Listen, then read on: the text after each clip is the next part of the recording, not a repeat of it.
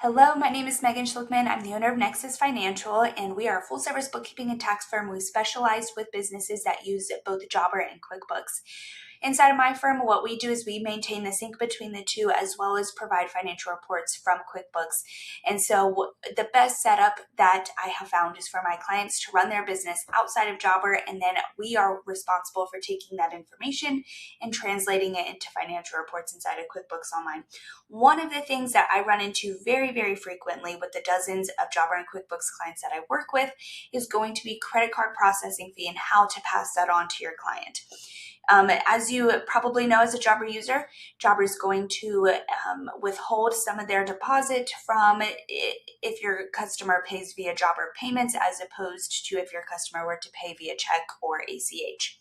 So what I see a lot of times, and this is not correct, what I see a lot of times when you're building out the invoice, people like to add on whatever percentage they want to collect on for that credit card fee as a tax here. The really big issue with this is when Jobber is communicating this information over to QuickBooks, QuickBooks thinks that there should be sales tax in your business.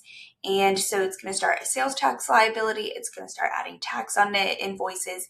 And you may even be in a state where sales tax is not required for your services. And that's really throwing things off here. So this is my preferred method of if you are going to charge a credit card processing fee onto your invoices, I'm going to show you how I prefer it. One of the most easiest and simplest solutions I'm just going to say is going to be increasing your prices 3 to 5% every single year. If that is not something that you guys are implementing in your business and you would rather add it on as a credit card fee, one, make sure that your state allows it. There are a couple states that do not allow the processing fee to be passed on to the customer. Once you verify that you're in a state that this is allowed, this is how I would do it. So first off, yes, you are in Jobber. You can go to your sales tax setting and you can add on a sales tax here called credit card fee of 3%.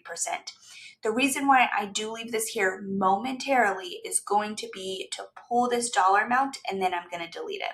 So once you've finished building out your invoice, I have tree labor here just for a rough example. This is a taxable line item, total for $500. I'm going to pull this $15 sales tax amount and add it as a line item. And this will save me the time from calculating the math in my head or pulling my phone out and calculating the math there. I'm going to take that dollar amount from the tax line item, drop it into an actual line item, and then I'm going to delete that tax there at the bottom. So there's no tax on this invoice. If there was, that really frustrates the sync between Jobber and QuickBooks. It's going to really frustrate your bookkeeper and tax preparer. They're trying to sort this out and figure out where your sales tax is supposed to be coming from just for it to be credit card processing fee. But I do think that the benefit of leaving it here as a tax will help save you a few seconds each time you're sending out an invoice to do the calculation for you automatically. So you can leave it here, you can save and close, and that is how I would do it.